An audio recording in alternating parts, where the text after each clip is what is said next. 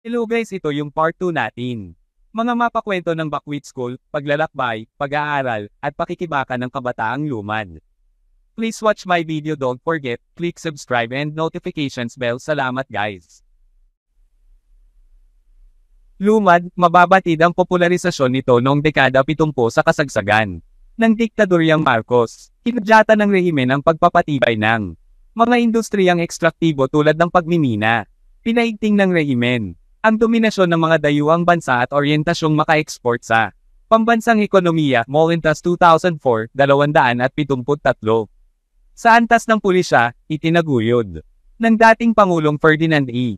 Marcos ang dambuhalang pagmimina sa pamamagitan ng agresibong pagpaunlak sa mga kumpanyang nagnanais galugari ng Mindanao para sa mine rails, Combo 2015, 8. Ipinakilala ng diktadorya malaki ang pagmimina, bulk mining, mga teknolohiyang pagmiminang open pit, at mga transnasyonal na korporasyong pangmina sa katimugan ng Pilipinas, Alamon 2017, 68. Sunod-sunod pa ang pagpapatayo ng mga infrastruktura tulad ng mga dam at plantasyon, Combo 2015, 10.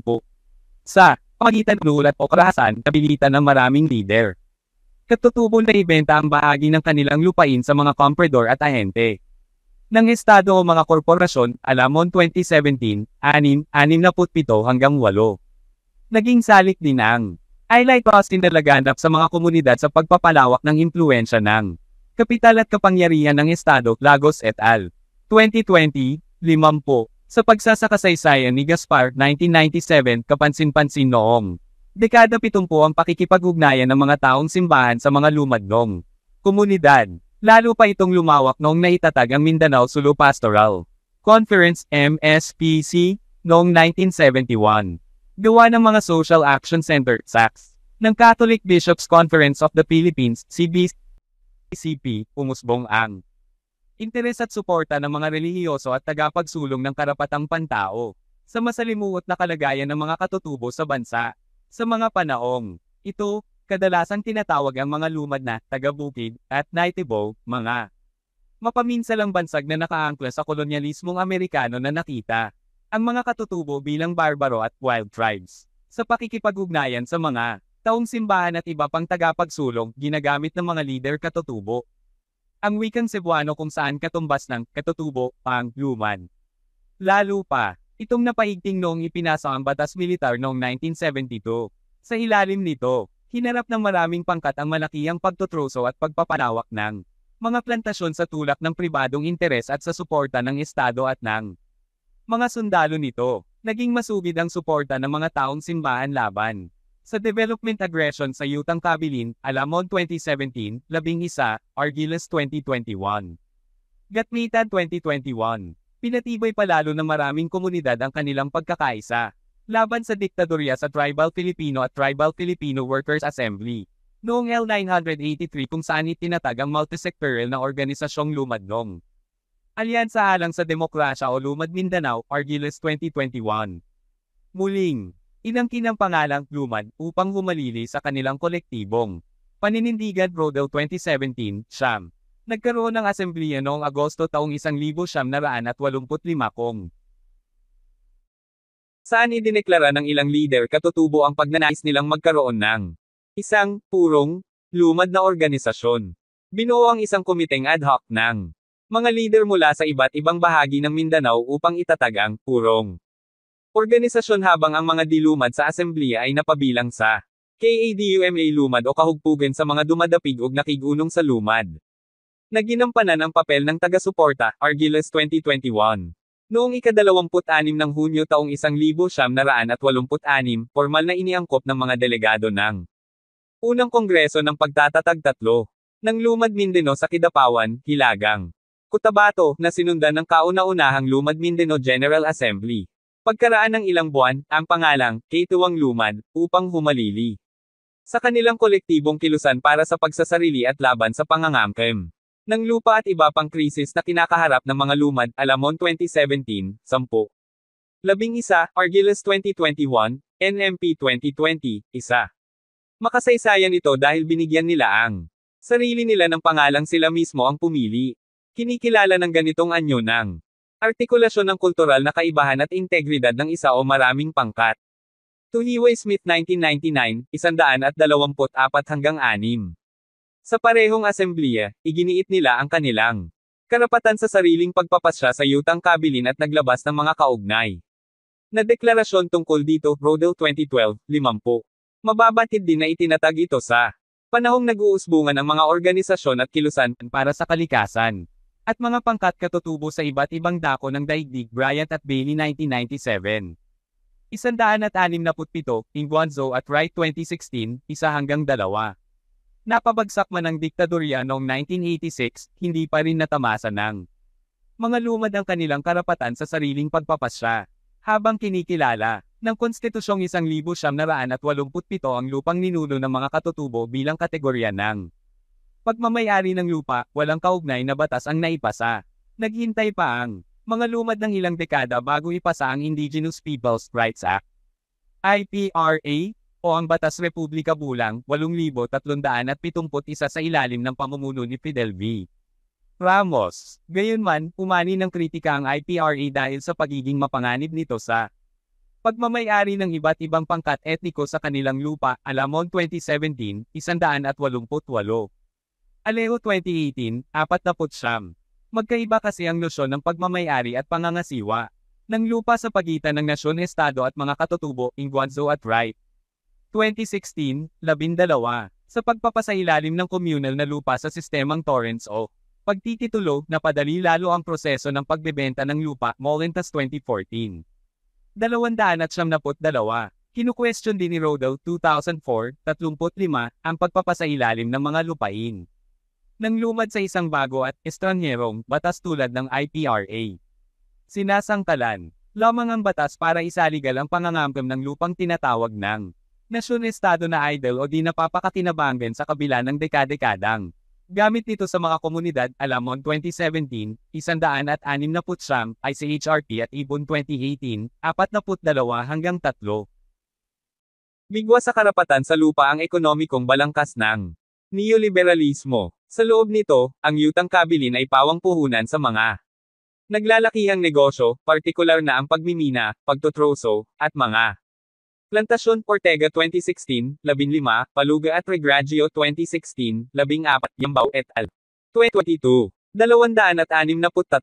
Ginagamit ang diskurso ng pambansang kaunlaran at ang pandaigdigang pamihabilan sa pagkalbo ng kagubatan at pagparag ng mga bundok. Alamon 2017, 67-8, Ortega 2016, 16. Kadalasan, kaagapay ng mga dayuhang korporasyon ang mga opisyal ng pamahalaan at militar na tumatayong koredor ng kapitalistang interes. Sa 2022, 424.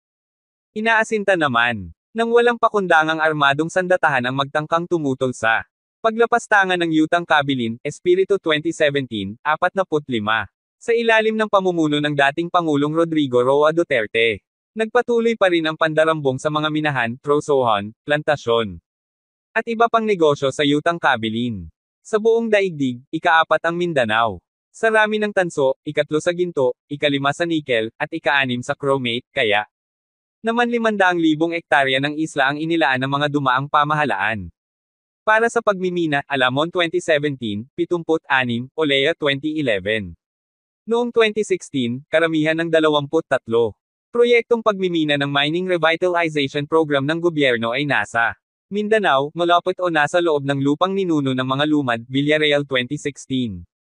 Mayroon namang 15 coal operating contracts, COCs, sa isla na sumasakop sa 42,000 hektarya ng lupa. Alamon 2017, 70.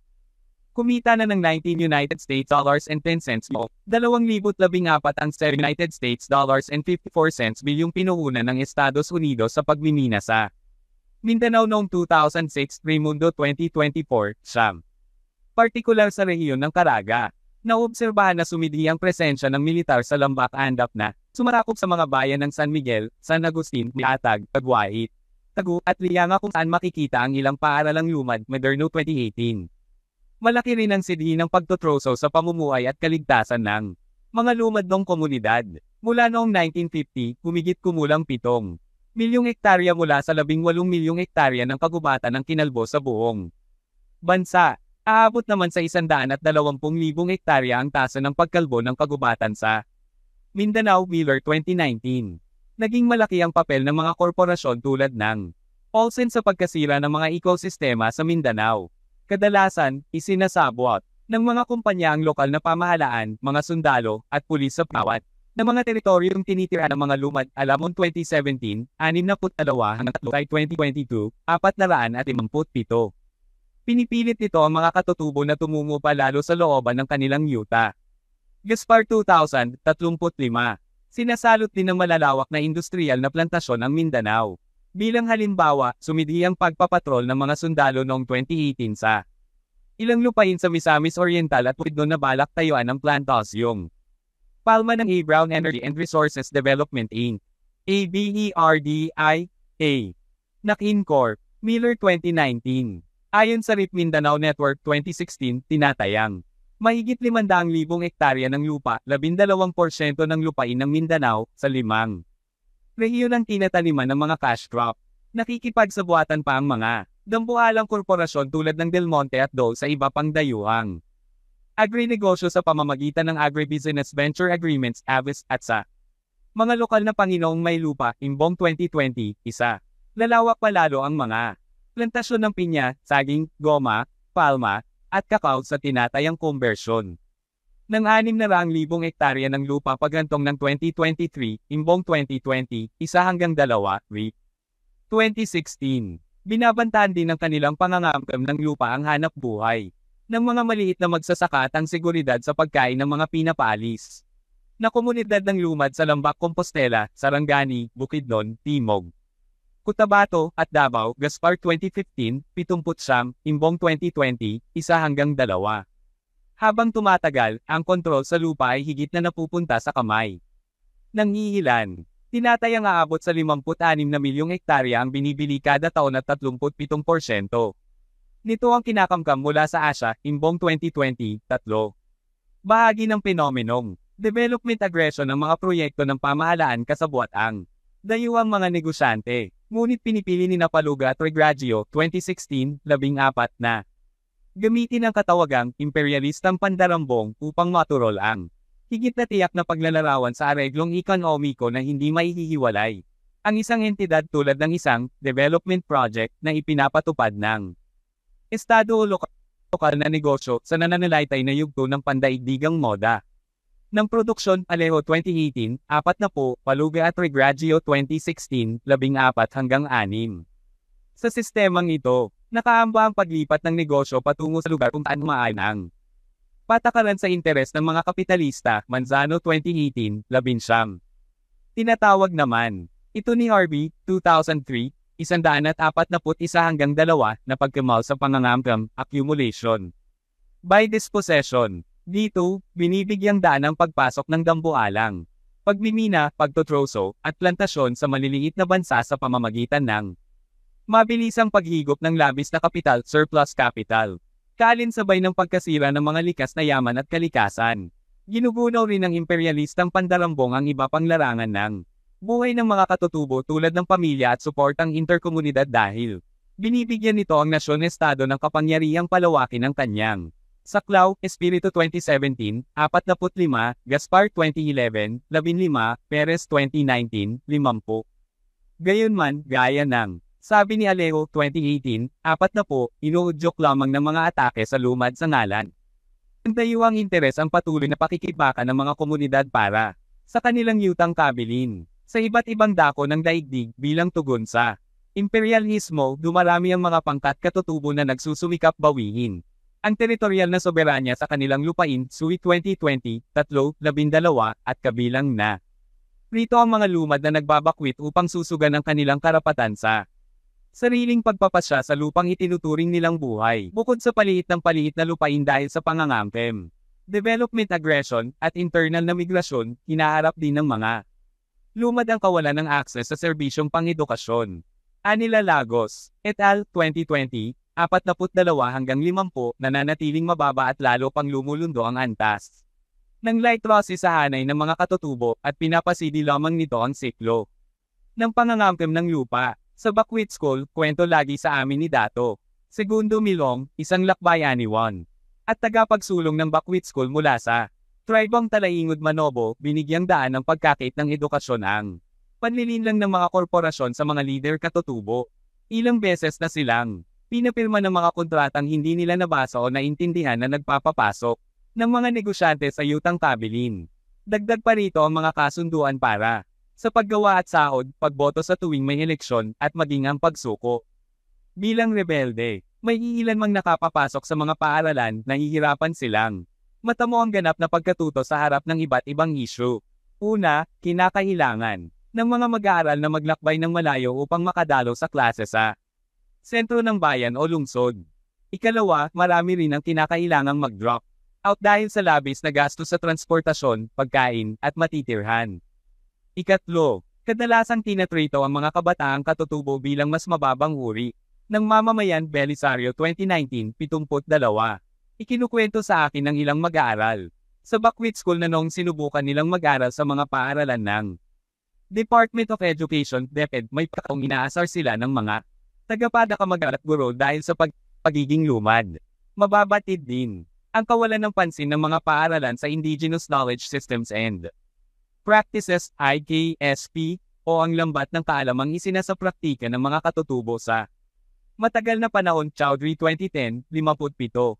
Mismong ang kurikulum at pedagohiya sa namamayaning sistema ng edukasyon ay hindi angkop sa sensibilidad at mga pangangailangan ng kabataang katutubo. Ani Gaspar 2011, 72, accessible man ang ilang paaralang DepEd. Nakatuon naman ito sa pagsososyalise ng mga mag-aaral sa dominanteng kultura ng mga tagapatag na malayo o insensitibo sa buhay alibutin ng mga katutubo. Para kay Lanuza 2007, 324 na kabaon ng gayong oryentasyon sa individualismo at konsumerismo na nakabigkis sa patuloy na pamamayani ng dayuhang pamilyan sa pambansang ekonomiya. Hinihikayat nito ang mga mag-aaral na dumayo at makipagsapalaran sa malalaking lungsod o dili kaya sa ibang bansa kaysa manilbihan sa sariling komunidad. 312, tingnan ang Chowdhury 2010. Noong ika-8 ng Agosto taong 2011, inilabas ng DepEd ang Department Order. Bulang 62, Adopting the National Indigenous Peoples Education Policy Framework, na kumikilala sa mga kakulangan ng akses ng mga katutubo sa edukasyong sensitibo sa kanilang kultura. Taong 2015 naman noong sino ayan. Ang Bulang 62 at Bulang 32 na naglalayong magtaguyod ng angkop na curriculum, lesson plan, kagamitang panturo, at metodo sa pagtuturo para sa kabataang katutubo. Sa kasamaang palad, nananatiling limitado ang saklaw at bisa ng mga patakaran, lalo na't kaakibat ng proseso ng akreditasyon ang pinalalang burokrasyang humahadlang sa kagyat na pangangailangan ng kabataan. Lanuza 2007, 312 hanggang 3. Sa isang banda, tila pagpapalawak pa nga ito ng saklaw ng kapangyarihan ng Estado sa pagtatakda ng edukasyon ng mga katutubo. Polzena at Peters 2005, 313 hanggang 345. Ilan lamang ito sa sanlaksang problema sa serbisyong pang-edukasyon ng pamahalaan na kinakaharap ng mga lumad. Sa harap ng kawalang bahala ng neoliberal na Estado, hindi nanatiling pasibo ang maraming lumadong komunidad. Bagkus, sila mismo ang nagtaguyod ng sarili nilang serbisyong pang-edukasyon bilang tugon sa kawalang bahala ng Estado. Sa katunayan, kapanabi ng masikhay na pakikipag-ugnayan ng mga lumad at taong simbahan noong dekada 70 at 80 ang pagsibol ng unang mga learning center para sa literacy at numeracy programang Vietnam. Nagsimula ang mga ito bilang mga outreach mission sa yutang kabilin, lalo na sa Surigao at Hilagang Cotabato, na nagpatuloy bilang tiyak na programa para sa pagkatuto hindi lamang ng kabataang lumad, kundi pati mga magulang at leader katutubo. SOS 20198, SOS 2019B. Isa sa mga organisasyong tumatak sa alaala ng mga mag-aaral na lumad ay ang Pontifical Institute for Foreign Mission, PIME. Bahagi nito si Father Fausto, Pops Tentorio, isang Italianong misyonero na naging katuwang ng maraming komunidad sa pagtatayo ng kani-kanilang mga paaralang primarya, preschool. SOS 2019B. Pagkaraan ng ilang dekada, mismong mga dating mag-aaral na ni Free Pops ang nagiging katuwang niya sa pagtuturo sa mga learning center. Mula sa mga Vietnam at paaralang primarya, nakapagtatag ng mga paaralang elementarya batay sa programa ng Tribal Filipino Program of Surigao del Sur TRIFPSS, sa Surigao del Sur na itinatag noong 1998, isa sa mga kauna-unahang formal na programang pang-edukasyon para sa mga lumad. Mismong mga miyembro ng komunidad ang nagtatayo ng mga silid-aralan para sa kanilang kabataan gamit ang mga lokal na materyales LAR. 2 Nelasco at Lavinia 2021, SOS 2019A, SOS 2019B, Site 2022, 441. Pagsapit ng 2000, nakapagtayo na rin ng mga agricultural boarding school sa antas sekundarya na maaaring panirahan ng mga mag-aaral mula sa komunidad na milya-milya ang layo sa mga paaralang DepEd Belisario 2019. 72. Sa mga boarding school na ito, nakalaan ang malaking bahagi ng lupa sa taniman ng mga mag-aaral na tumutugon sa pangangailangang pampagkain at panggamot ng paaralan at maging ng malalapit na komunidad. Sunod namang, pinaunlad ang mga programang antas kolehiyo at technical vocational sa ilang paaralan tulad ng Community Technical College in Southeastern Mindanao, Inc., CTCSM, na itinatag noong 2013 upang mabigyan ng oportunidad ang kabataang lumad na mahubog ang kanilang teknikal na kasanayan na kapaki. Pakinabang sa mga lumad Bright 2020, 2-3. Ang mga nagsipagtapos sa programang technical vocational ng mga paaralang lumad ay nagsisilbi ngayon bilang mga organizador, agriculturista, guro, edukador, at manggagawang pangkalusugan sa kani-kanilang komunidad. SOS 2015A, Site 2020, 111-113. Noong 2018, sa suporta ng simbahan, akademya, at iba pang organisasyong nagsusulong ng karapatan ng mga katutubo, umabot sa 216 na paaralang lumad ang naitatag at naghandog ng serbisyong pang-edukasyon sa higit kumulang 9,000 na kabataan mula sa mga lumad ng komunidad at maging sa hanay ng mga Paysante na naninirahan sa area. Site 2020, 111, umil. 2018. Kabilang sa mahabang listahan ng mga campus ang Alternative Learning Center for Agricultural and Livelihood Development, Inc., ALCADEV, sa Surigao del Sur, Rural Missionaries of the Philippines, Literacy and Numeracy Schools for Indigenous Children sa Hilagang Mindanao, Center for Lumad Advocacy.